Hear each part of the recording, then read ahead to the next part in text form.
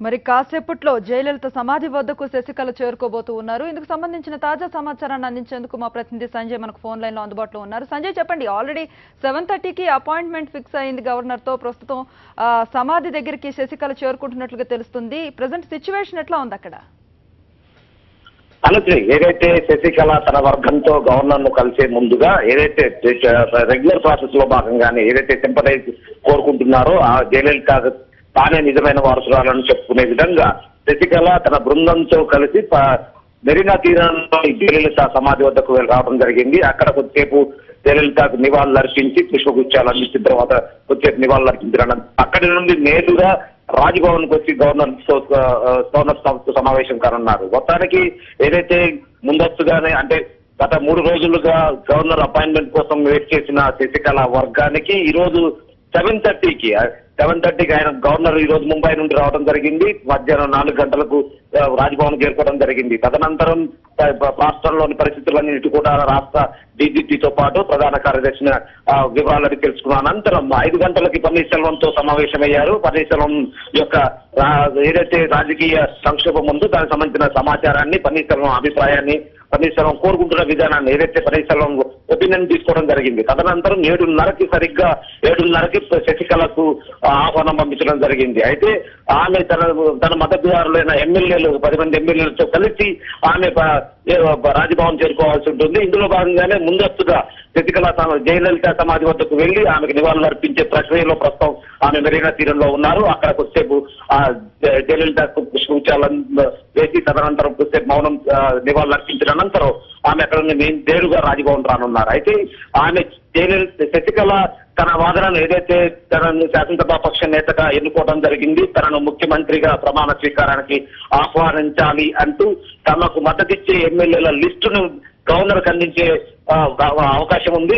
అందులో భాగంగానే అంతేకాకుండా గవర్నర్ కు రాజ్యాంగపరమైన ఏదైతే హక్కులు ఉన్నాయో, ఏదైతే కాన్స్టిట్యూషనల్ రైట్స్ ఏదైతే ఉన్నాయో, ఏ విధంగా తనను ముఖ్యమంత్రిగా ఎన్నుకోవచ్చు అనే ఒక ప్రక్రియను, ఒక హక్కుకు సంబంధించిన ఒక లేఖను, ఎమ్మెల్యేల సంతకాలతో కూడిన లేఖను గవర్నర్ కు అందించే అవకాశం ఉంది. ఆమెతో పాటు సీనియర్ నేతలు, మంత్రులు అయిన ఎమ్మెల్యేలు ఎవరైతే ఉన్నారో వారు కూడా 10 మంది మాత్రమే రాజ్భవన్ లో కలుగుతుంది. అయితే ఆమె ఏదైతే తన బలాన్ని చూపించే విధంగా, తన యొక్క మద్దతును తెలిపే విధంగానే కొంచెం ఊరేగింపుగా బండి మార్బలంతో వస్తున్నట్లుగా కొంత భారీ సంఖ్యలోనే తన నేతలను కావచ్చు, తన మద్దతుదారులందరూ కూడా కలిసి ఆమె ఇప్పటికే మెరీనా తీరంలోని జయలలిత సమాధి వద్దకు వచ్చారు. అక్కడ నుండి సేమ్ రాజ్భవన్ కు వచ్చే అవకాశం ఉంది. అయితే అందరినీ కూడా లోపలికి అనుమతించడం కుదరదని ముందస్తుగానే ఆమెకు ఏదైతే అపాయింట్మెంట్ ఇచ్చారో ఆ అపాయింట్మెంట్ లో క్లియర్ గా 10 మందికి మాత్రమే అనుమతులు ఉండటంతో ఆ 10 మందితో శశికళ మెరీనా తీరం నుంచి నేరుగా రాజ్భవన్ వచ్చి గవర్నర్ కలిసి మరికొద్దిసేపట్లో కలవటానికి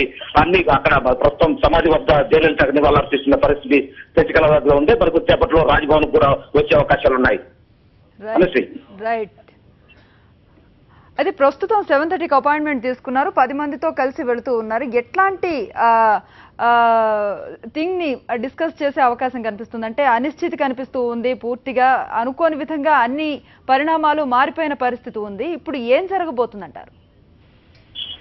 అంటే తప్పనిసరిగా ఏదైతే తమిళనాడులో రాజకీయ సంక్షోభం ఏదైతే ఉందో, ప్రధానంగా అన్నాడీఎంకే పార్టీలో 2 వర్గాలుగా ఏదైతే చీలిపోయి ఉన్నాయో, ఎవరు విశ్వాసపాత్రులు, ఎవరు అంటే ద్రోహులు అనే ప్రశ్నకు వస్తే అది పక్కన పెడితే, జయలలితకు నిజమైన వారసులు ఎవరనేది కూడా పక్కన పెడితే, ప్రస్తుతానికి 2 వర్గాలుగా విడిపోయిన పన్నీర్ సెల్వం వర్గం, శశికళ వర్గం కూడా తమ బలాన్ని నిరూపించుకునే ప్రయత్నంలో గవర్నర్ కలిసి తమ బలాలు ఏంటి అనే విషయాన్ని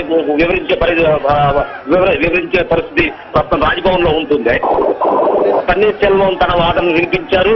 అంతేకాకుండా ఇప్పటికీ ఆపద్ధర్మ ముఖ్యమంత్రిగా ఉన్న పన్నీర్ సెల్వం మరికొంత సమయం ఇస్తే తాను శాసనసభలో తన బలాన్ని నిరూపించుకునే ప్రయత్నం చేస్తాను అని అంటూ తర్వాత మీడియాతో మాట్లాడినప్పుడు కూడా, గవర్నర్ కలిసి వచ్చిన తర్వాత మీడియాతో మాట్లాడినప్పుడు కూడా ధర్మమే గెలుస్తుంది, అంతేకాకుండా మంచి శుభవార్త అందుతుందని అంటూ ఆయన ధీమా వ్యక్తం చేసిన పరిస్థితి. అదే వేళ ప్రస్తుతం ఏదైతే పన్నీర్సెల్వం కంటే ధీమాగా శశికళ వర్గం కూడా ఉందని చెప్పొచ్చు. తమ వద్ద 130 మంది ఎమ్మెల్యేలు ఉన్నారంటూ కూడా ప్రకటించిన శశికళ వర్గం ప్రస్తుతం అదే స్ట్రెంత్ చూపించే ప్రయత్నం చేస్తున్నా కానీ ఆ గ్రూప్ నుండి కొందరు ఎమ్మెల్యేలు బయటికి రావడం జరిగినట్లుగా వాటిలో చేయి. అంతేకాకుండా వారు చెప్తున్న స్ట్రెంత్ వారి దగ్గర ఉందా, లేకుంటే ఎమ్మెల్యేల సంతకాలతో కూడిన లెక్కల్లో అసలు ఎమ్మెల్యే సంతకాలు పెట్టారు.